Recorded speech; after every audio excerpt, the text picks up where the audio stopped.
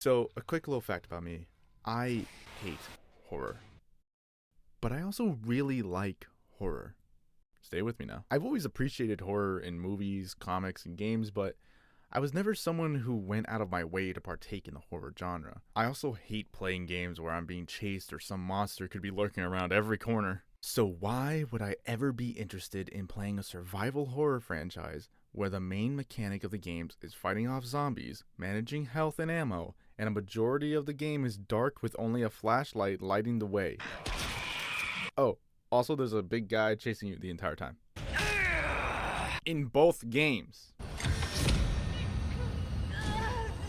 I've always been the kind of guy that likes happy-go-lucky games like Sonic or Kingdom Hearts, you know? Games that aren't super serious and are light and colorful, and it's always just a good time. So, here are some reasons why I did decide to play these games that scare the absolute crap out of me. 1, I've always seen the reputation of this series, and I wanted to finally give it a go. 2, The series has always had a certain draw for me. I know it gets pretty campy and can be very actiony, so maybe that can help me with the experience. 3, I actually played RE4 on the Oculus, and I loved it. But I don't know if I loved it because it was genuinely something I really liked, or because it was the first and still is the only Oculus game I've played that actually felt good.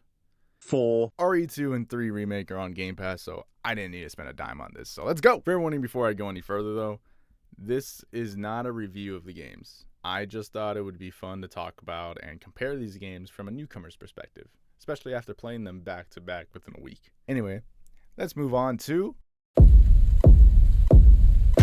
Resident Evil 2. Resident Evil 2 is fucking awesome. After playing through it all, I can totally see why it was nominated for Game of the Year back in 2019. There is so much content in this game, even after you beat it, and that's not even including the extra stories they added later on. For free, by the way. And I've heard that this game is pretty damn faithful to the original game too, which is great because that makes me feel like I'm getting the original 1998 game just built for modern players, without feeling like they're missing out on the original game at all. When selecting a new game, you get to choose which character you want to play as, which I thought didn't really matter. Like, yeah, maybe they'll have slightly different dialogue, but at the end of the day, the stories are going to be the same. And I was kind of right, but I was also really wrong. There are exclusive characters and locations to each story.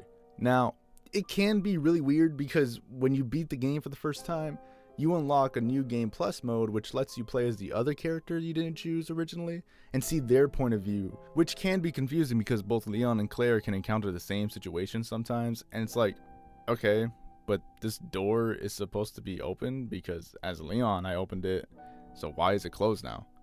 Who is stealing the keys from Leon and locking the doors back up before Claire gets here? And who is resetting all the puzzles that I already did? I know it's just for gameplay purposes and I'm not actually upset about it. It's just a little confusing. For example, in both stories you need to pass a garage door, but need a key card to access it. What's cool is that even though it's the same puzzle, the solution and location of the key card are slightly different, keeping the experience fresh gameplay wise than just story wise, while smartly reusing the same map. It's genuinely so cool. I love when games make small changes like this because it makes replaying them not as monotonous like it usually is for someone like me who doesn't really like to replay games too often. At least not so close to each other. Anyway, let's talk about the beginning for a little bit.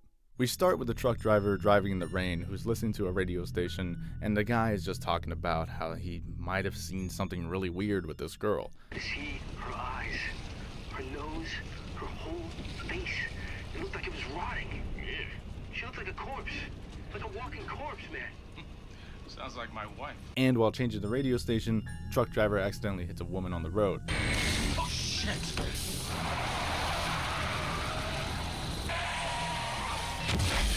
He gets out, checks on the woman, freaks out, turns around, the woman gets up and oh my god, she's a zombie. I don't know what the fuck I'm doing here. It's a cool little opening that sets the mood and comes into play later. We then cut to Leon, who I chose first by the way, who doesn't know anything about the zombies but was called into work early as a police officer for his first day on the job. He stops at a gas station to get some gas and then notices that the gas station is looking a little suspicious. So he decides to go check it out. And honestly, This whole section made me seriously reconsider playing this game. It was so dark and grungy and made me feel so much dread. I wanted to turn it off immediately and abandon this altogether. But I'm so glad I didn't. Looking back on it, this opening section was so cool to me. Because I think a majority of us know who Leon is because of pop culture and know that he's a super badass man who can roundhouse kick anybody he wants. But it's so cool to see his origin like this. He's not that badass that I know him as yet. It is kind of funny how well he takes the whole zombie situation though, considering this is the first time he sees them. But so is everyone, to be honest. Claire and Leon are obviously a little shaken up by this, but have no problem shooting these zombies immediately, which I don't really care about. I'm not coming into these games expecting a thought-provoking story, but rather a story that scares me and is overall entertaining, which this game 100% delivers on. Anyway, Leon meets up with Claire at the station. Don't shoot! Get down! And they both get surrounded by zombies. They get in the car and leave the gas station.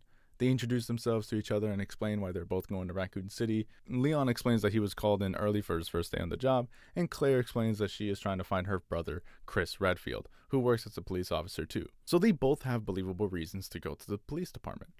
If you're like me and don't know her brother, just know Chris is from RE1 and was a character that you can play as and is pretty cool, I think. He's the one who punches a boulder. I know that one. After getting to the police department, they find a wall of cars blocking their way and have nowhere to go, getting surrounded by zombies. Then the truck driver from earlier appears, he dies, and crashes the truck into the wall of cars, blowing up and causing Leon and Claire to separate. Leon goes into the front door of the station while Claire has to find a way in through the outside. Now, I'm not going to go through the whole story because not only would this video be long as hell, but I also want everyone to experience it for themselves if you haven't already. Though I may show some locations and early boss fights, so light spoilers if you care.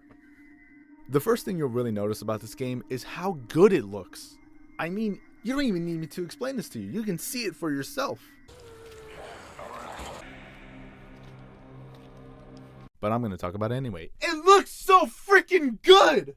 Seriously, every detail in this game looks amazing because the developers didn't have to make such a huge map. They made a relatively small map that has a bunch of little rooms that you have to constantly run in and out of. By the end of the game, you could probably map the whole station and more from memory alone because of how intimately aware you are of it all. Graphically, it's obviously fantastic, but even more than that, I think the details that the artists are able to fill these rooms with is the best part. Scratches on the wall foreshadowing monsters that you haven't encountered yet, blood splatters that lead to bodies telling a small visual story. It's really amazing. I didn't truly take it all in until my second playthrough. The zombies, for how much they terrify me, look amazing too, which is weird for me to say. The detail on every single one is so well done. The clothing, the facial animations, their animations just walking towards you, it's incredible. Though, it does take me out a little bit when I start to see the same zombies over and over again throughout the game. Like, I know this guy. I'm gonna talk about shooting now. Shooting feels so good. Also, just movement in general. I don't know, I think they just perfected the running speed, the walking speed, the sound effects of picking things up. Everything in this gameplay is so refined. It is so perfect. I'm kind of addicted to it. Like, I just want to keep playing the games over and over again. And when you enter a fight with the zombies, this is seriously when the game is the scariest to me. Shining a flashlight in a dark hallway only to be face to face with a zombie slowly walking to you scares the shit out of me. And when people say that every shot in this game matters, they mean it. These zombies do not go down easily. They can eat an entire clip of bullets if you're not careful. And even when they do go down and it looks like you finally got them, there's a good chance that they may just spring right back up. That scares the shit out of me. It made me constantly rethink if I should walk past the fucker. And that's if you land the shots, because these guys don't stand still waiting for you to make the shot. They move towards you constantly and stumble so often it makes landing headshots rewarding but super risky. It makes you think, should I really try to shoot for the head and do extra damage? Or should I do leg shots and hopefully blow their leg off and make them a crawler? This naturally becomes even more stressful when there's 2 or more coming at you in a small hallway. And this is if you aim well enough to achieve any of that. You really have to stand your ground, aim, and shoot these fuckers, hoping that they at least go down or stagger long enough for you to run past them, since the slightest movement of your character makes the reticle open and cause a wider range to shoot. So many times I missed my shots because I was trying to walk backwards and shoot the zombies coming towards me, wasting countless precious bullets that I didn't believe were actually so precious. Because you can run out of bullets very quickly if you're not careful. Yeah, you can find gunpowder around the station and craft bullets if you're low, but you can't rely on that happening. Resources are limited in this game, and you can actually softlock yourself in a fight if you wasted too much. That makes every encounter not only stressful, but strategic. It's really cool, and it's really rewarding. So, if you know about this game, you might have noticed I haven't mentioned a certain aspect of it. Remember when I said shooting the zombies was the scariest part of the game? I lied. This is Mr. X.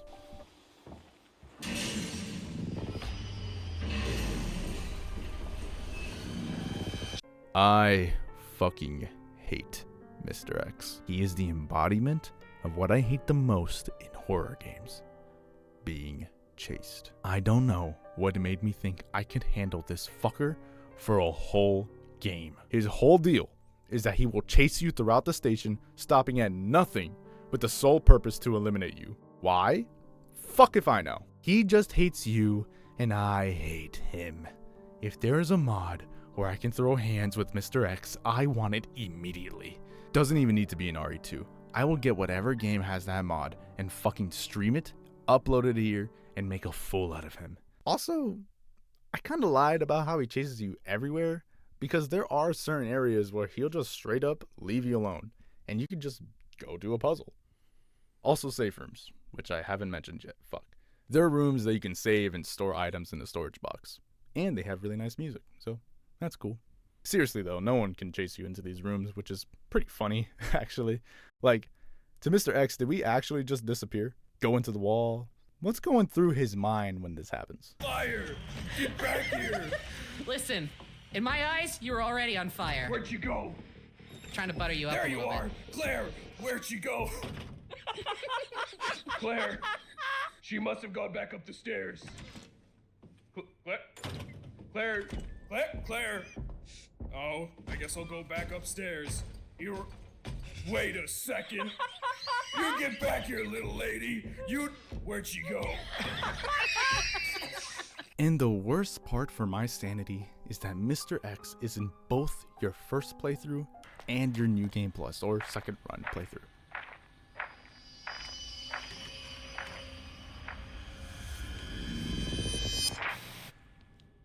Bet he's not part of the rescue squad.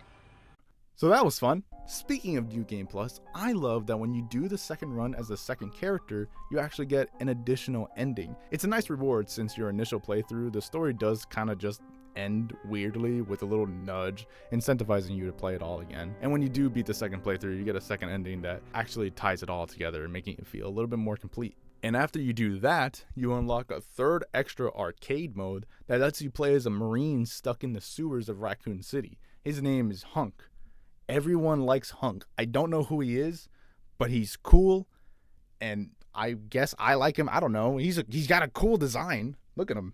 He's sick as fuck. Anyway, you play as Hunk, tasked with extracting from the station by reaching the front doors of the police station in one go with limited resources. It's cool, but I just wasn't super into it. I tried it and got pretty damn close to the end, but died, and after that I just stopped. I don't know. It just doesn't interest me personally. I was interested in the other extra stories that they had added, and I played those, and I didn't get into them either. I don't know. These kind of challenges just don't interest me much. I definitely get the appeal, though. I'm just more of a wave-based arcade mode kind of guy. I've heard the other games in the series have modes similar to that, so maybe I'll get into those. At least I hope. Anyway, that's pretty much everything I wanted to mention about this game without going into huge spoilers. I overall really like the two stories the characters go on and how everything ties together. The gameplay is so well tuned, you feel clunky in the best way possible. You're not supposed to feel all powerful all the time in this game, and I actually really like that. I do think the ending is a little weak, especially if you just play it once and don't play it again. It's really trying to make you play the whole game again, but I promise you it's worth it. I'm even considering playing it again for a third time one of these days, just for the hell of it, because I just love it. I just think the game is so much fun. But with all that being said, let's move on to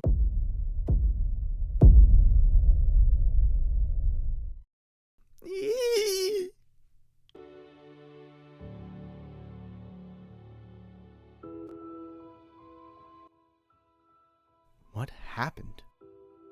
I honestly don't want to spend too much time talking about this game. Overall, I just didn't really like it. RE3 takes place a day before the events of RE2, and we get to see the T-virus actively spreading in the streets of Raccoon City rather than getting into the whole mess like we did in RE2.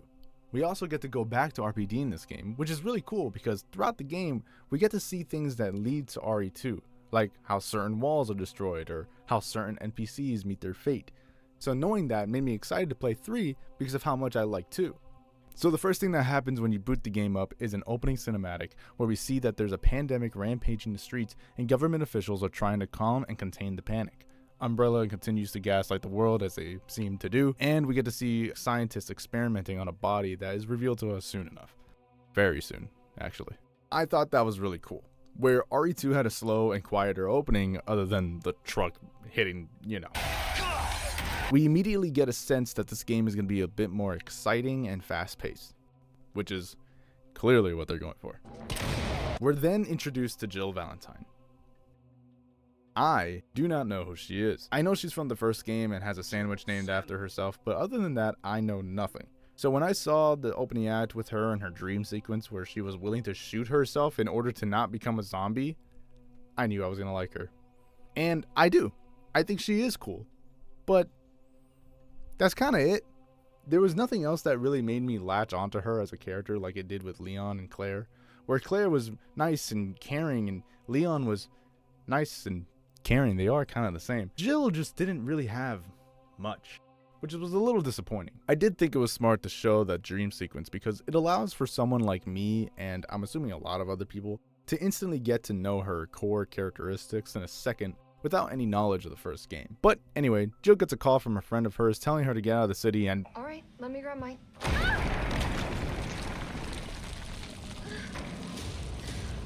This is Nemesis.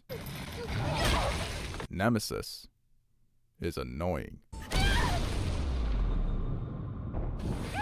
Where Mr. X was this monster who could be around any corner and chase you down until he loses sight of you, Nemesis shows up at scripted times and is just either annoying to move around or makes you hold forward or backwards. Every time I saw Nemesis, instead of being filled with fear and anxiety, I was filled with annoyance. There's also just straight up no build up to him.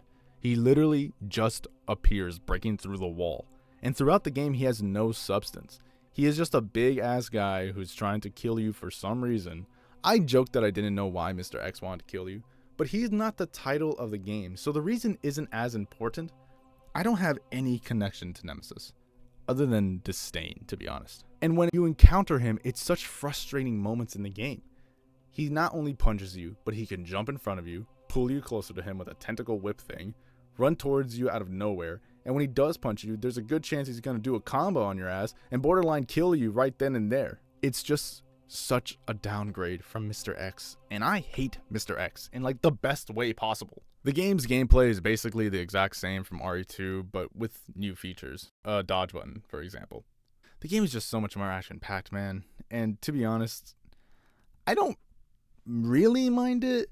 Like, it's definitely different from RE2, obviously, but a little bit more action isn't gonna kill me, so I don't mind this change. It's just the implementation. It's just the implementation of it all.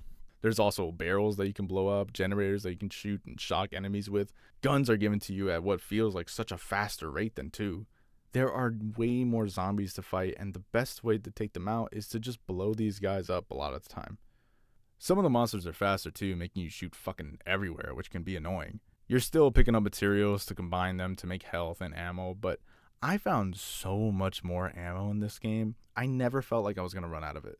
Look, I'm the kind of guy that likes variety in my long-running franchises, whether they be for better or for worse. So I don't mind the change of pace too much. What I do mind is how much less there is to do in the game in general. No second story, no different ending, no extra side modes, just challenges that you can do after you beat the story that give you little bonuses that alter the game if you decide to play it again. Which is cool, I guess, but you're gonna have to do a lot more than that to make me want to play the game all over again. Like, the only thing I wanted to get was the original Stars outfit for Jill, which, by the way, what about my boy Carlos? Where's his costume? Wait, oh my god, Carlos, I forgot about him. Carlos is a cool guy. He doesn't have too much going on, but he's fun. He has an interesting enough story that develops, and I wouldn't say you could take him out and nothing would change, because that's definitely not true, but it just doesn't seem like Carlos was all that important in the grand scheme of the franchise. Which sucks, because I really did like him, not only as a character, but also in the times that you get to play as him. His gameplay is basically shooting everything, and only stopping for ammo and doing light puzzles. It's nothing crazy, but it's a fun enough romp, I guess. And the gameplay, while yes, it is more action-packed and it's fun to do something different, I don't think this game was made for this. It is so hard to aim at these guys sometimes. Not only are they faster, but the camera can just mess you up, and these corridors are just way too small for this kind of action. I don't really know what they were thinking. Moving on from Carlos, after doing some research, it seems they've taken out what fans say are the best parts of the original games, like multiple choices, multiple endings, and some of the most iconic locations in the franchise. As a new fan, I can't help but feel cheated out of what some people consider the best game in the series, which really does bother me. Maybe one day I'll play the original, but to be honest, I doubt it, since I was never really into tank controls in my games. Honestly, I have a lot of complaints about this game, and I don't really have the time to go into every detail, so you should just check out this video. I agree with the vast majority of it all, and they're going to be way better at explaining it than I ever am.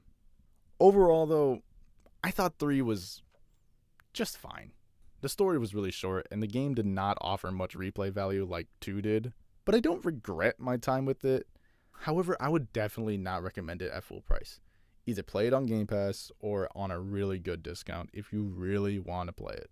Conclusion! Yay! To go back to the beginning of this video, I want to reiterate that this isn't a review of these games. Rather, I wanted to just talk about my thoughts on these two, since playing them back to back was such a fun and scary time for me. And I thought since I had so much to say about both of these games, I can make a video on it as an excuse to do so. If you made it this far, I really do appreciate, and thank you for listening to me ramble about this topic. This is my first ever video, and I hope I was able to make something at least a little enjoyable. I do want to wrap this up by saying that at the end of the day, I'm happy and proud of myself for stepping out of my comfort zone and trying a series I never would have tried if I didn't push myself to expand my horizons.